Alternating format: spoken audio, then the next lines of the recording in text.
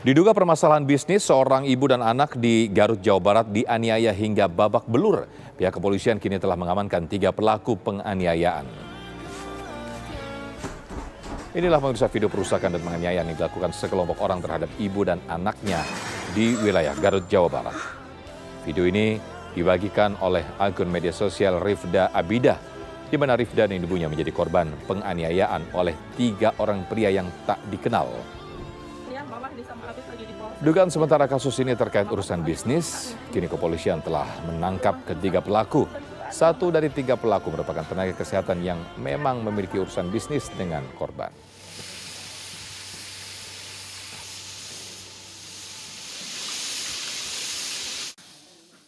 Namun yang kami sidik, maupun penyelidikan, ini kejadian pengerusakan dan penganiayaan atau secara pengeroyokan. Oh, jadi yang korbannya ini dianiaya? Ya. Berapa orang korbannya, Pak? 2 orang. 2 orang. Ibu dan anak? Ya, betul. Ya, untuk mengetahui informasi terkini dari kasus penganiayaan ibu dan anak, kita sudah terhubung dengan korban penganiayaan Rifda Abidah. Assalamualaikum, selamat sore Ibu Rifda. Waalaikumsalam, selamat sore. Ya, bisa diceritakan Ibu Rifda kronologis penganiayaan tersebut yang Anda alami dan juga anak ya Bu ya? Seperti apa Bu? Kronologisnya terjadi pada saat jam 10 malam, hari Selasa 22 Maret 2022. Posisi rumah saya depan dan belakang, dapur dan di depan itu dikunci. Lalu saya dan ibu saya di kamar masing-masing sudah tidur. Tetapi kamar saya posisinya tidak dikunci karena merasa rumah aman dan tidak akan ada yang datang seperti itu. Dan tiba-tiba ada yang mendobrak pintu dapur, lalu terjadi banyak sekali kerusuhan di dapur seperti perusakan barang, terdengar sangat keras sekali pecahan-pecahan barang yang terjadi di dapur. Lalu pelaku sempat masuk ke kamar saya dan di situ posisinya pelaku mematikan listrik dari luar rumah sehingga listrik di rumah kami semua mati, tidak bisa menghidupkan lampu satupun. Lalu pelaku masuk ke kamar saya terlebih dahulu karena melihat bahwa kamar saya terbuka lebar.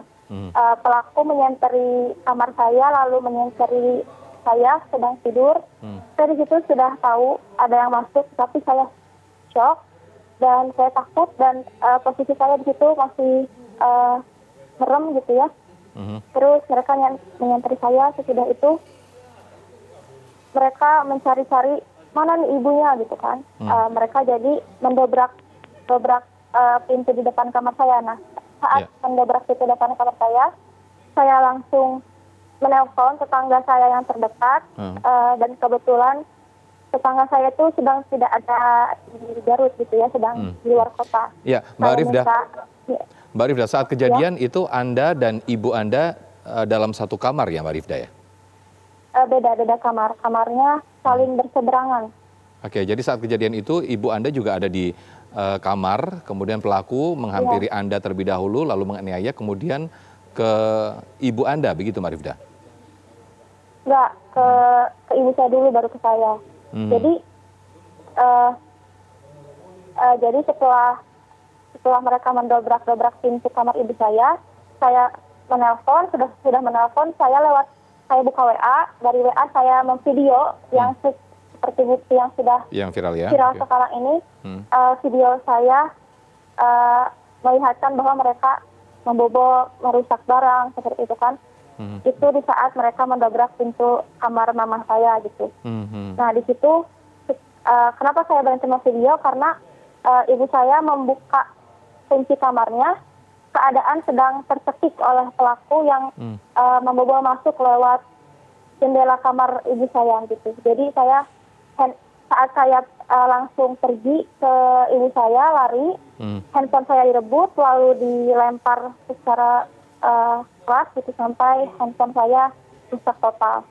Nah di situ baru terjadinya penyiksaan di kamar ibu saya. Ini total ada 3 pelaku, Mbak Rifda. 1 pelaku adalah teman bisnis dari Anda atau dari ibu Anda, Mbak Rifda? Saya 100% tidak mengenal siapapun yang menjadi pelaku dan saya tidak pernah melihat mereka. Sangat-sangat tidak tahu, baru pertama kali lihat. Dan saat kejadian itu, setelah kejadian Anda berapa lama kemudian Anda langsung melapor ke polisian? Mungkin terjadi penyiksaan selama kurang lebih 30 menit, baru saya bisa kabur keluar karena mereka pelaku dalam kondisi mabuk, mungkin mereka tidak sadar kalau korbannya ini bisa kabur gitu. Saya kabur, melapor ke Polsek Samarang, dan dari Polsek Samarang juga cepat tanggap dan langsung menangkap pelaku di TKP. Saat kejadian perusakan, kemudian penganiayaan, apa yang diucapkan oleh pelaku? Sempat mendengar kata-kata apa begitu, Mbak Rifda? Ya, pelaku mengancam apa kita bawa anaknya atau ibunya gitu. Kita bawa saja dua-duanya gitu kan, kita bawa. Dan saya teriak-teriak di situ, teriak-teriak tapi dibekat mulut saya, terus diseret-seret dan dilakukan penyiksaan segala macam.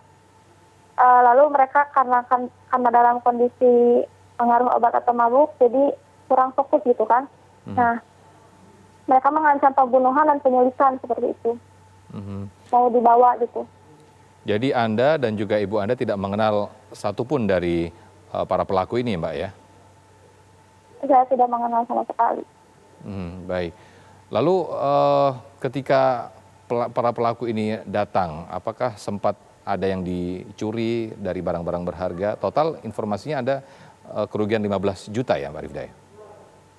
Ya, kalau yang dicuri tidak ada, tapi kalau yang dihancurkan itu banyak. Seperti barang bukti yang sudah tersebar, viral juga, perabotan rumah, kaca rumah, handphone saya, dan ya paling banyak perabotan rumah. Baik, namun sekarang sudah dilakukan, sudah di atas oleh pihak kepolisian dan ketiga pelaku juga sudah ditangkap ya, Mbak Rifda ya. Baik, semoga tidak terulang kembali kejadian seperti ini. Terima kasih atas waktunya. Selamat sore, Assalamualaikum.